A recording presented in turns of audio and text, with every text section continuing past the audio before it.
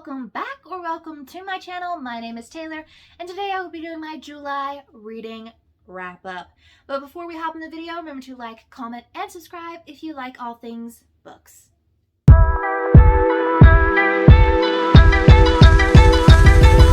As always, we're kicking it off with my monthly reading stats. I have my laptop over here with my StoryGraph stats queued up for the month of July. So I read 6 books in the month of July. I read 3 on the Kindle and 3 physically. I read 5 things considered romance, 5 considered contemporary romance, and 4 of those were LGBTQIA+/queer romance. And half of them were young adult. So that's sort of the genres of what I read. And my average rating for the month of July was 4.17. I did not have any 5 stars this month, but I didn't have anything drop below a 3.75. So if that's how the month goes, or how the rest of the year goes, I'm not going to be too mad. So without further ado, let's hop into the first book I read in the month of July. The first book I read this month was Conventionally Yours by Annabeth Albert, and I finished that one on Kindle. This is a queer adult romance following Conrad and Alden as they take part in a cross-country road trip in order to enter this famous, like, Dungeons and Dragons style tournament. And we've got a little bit of rivals to lovers here as they both start out kind of butting heads with each other within their respective gaming group/troop, and as the road trip goes on, they learn that they may not dislike each other as much as they thought. And I ended up giving this a 4.25 stars.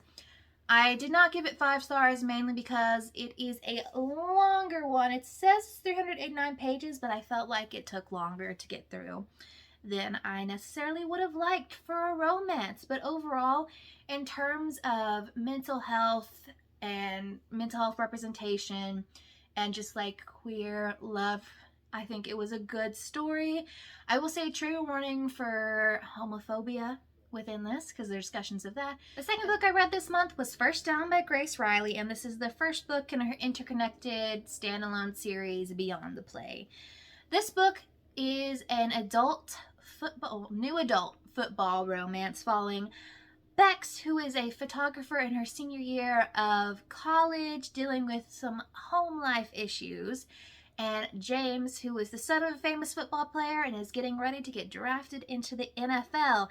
Now, James has sworn off any relationships and Bex is coming out of a bad relationship, but they both agree to fake date in order to ward off Bex's ex.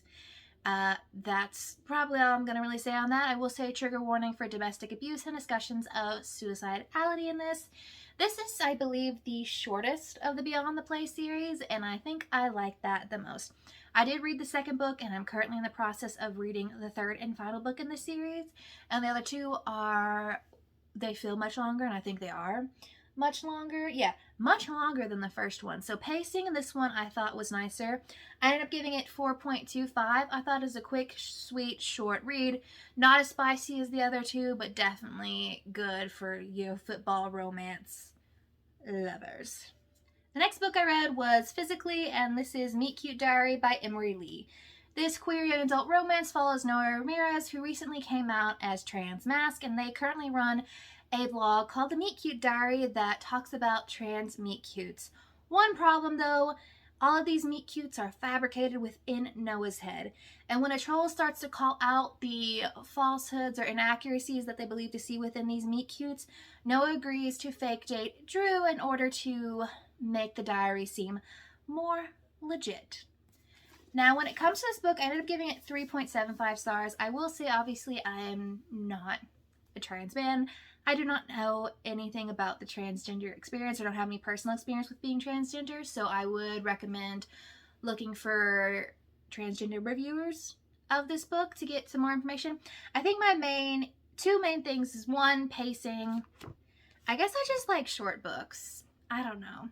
Not saying that's true, but I think I just prefer shorter books. So pacing was off, and I think this is marketed a little more incorrectly because it definitely focuses heavily on marketing it as a romance, when I'd say this is definitely more of a coming of age story. So if you're looking for a queer coming of age, this one might be for you. The next book I read this month was Breakaway by Grace Riley, and this is the second book in the Beyond the Play series.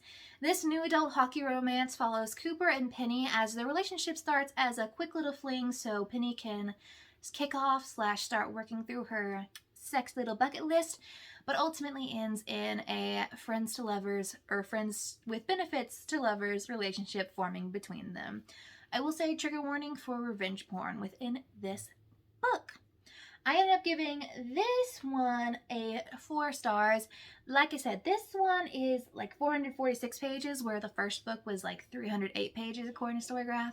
So there was a lot more to get through in this book. And I will say this book definitely leans very heavily on the spicy spice, the spice of the book. I mean, most of the book is them working through their spicy little bucket list, so I understand why. But this is definitely spice, sex heavy. If you're interested in that, then this one is for you. But yeah, like I said, the pacing just wasn't there for me. And in terms of conflict and kind of like resolving conflict, took a while to get there. To get to the conflict, understand the conflict, and resolve it. So there's that. But if you're into it, this is a book for you. The second to last book I read this month was Other Ever Afters by Melanie Gilman. This young adult graphic novel features 7 different fairy tales focused on queer and feminist topics. I ended up giving this one a 4.25. I think just because if something is under 300 pages, I don't know, or something's over 350 pages, I don't tend to give them 5 stars. Well, you know, there are exceptions, such as Legendborn, which is definitely over 350 pages, and I gave that 5 stars. But usually it comes down to, this was a good time, I just didn't get 5-star feels. My favorite short stories, fairy tales within this are The Goose Girl and A New Name. And what I will say, while it is marketed as young adult, I definitely think this is perfectly appropriate for children and middle grade, and I definitely enjoy that we now have stories that address harder topics like distribution of wealth, dead naming, or like more modern / what used to be taboo topics for young children. So definitely think this is a good one to have in your arsenal. Like, artistry, beautiful, just nice and sweet. The last book I read this month / finished this month was Fake Dates and Mooncakes by Shirley. This queer young adult romance follows Dylan as he agrees to fake date Theo Summers in turn for repaying Theo for giving a generous donations to Dylan's family restaurant. I ended up giving this book 4.5 stars, so I guess this is like my highest rated book of the month. It is a short little story. It's only 264 pages. Pacing was nice. It was just like, it was a fun little read. I will say the only reason that it didn't get 5 stars is mainly because when I'm reading a romance, I guess I'm just the kind of person like I need a romance at every twist and turn. And this one definitely focused in a lot, particularly on Dylan's cooking, which is not a bad thing. If you love stories revolving around food, baking, just like knowledge around food and baking, like the history of stuff, particularly like different cultures, this is for you. I just am the kind of person like romance nonstop. Please give me that. So, yeah. But definitely enjoyed this one. So if you like fake dating, billionaire trope, and a fun queer romance, this is for you. And that was every book I finished in the month of July. I am currently reading Stealing Home, which is the 3rd book in the Beyond the Play series, but seeing as I haven't finished it yet, that'll be in my August wrap-up. And then I've got a few books gearing up to go for the month of August. But yeah, let me know if you've read these books that I mentioned, if you like them, if you're excited to read them, you know, all the major things, and let me know what you think I should be reading next.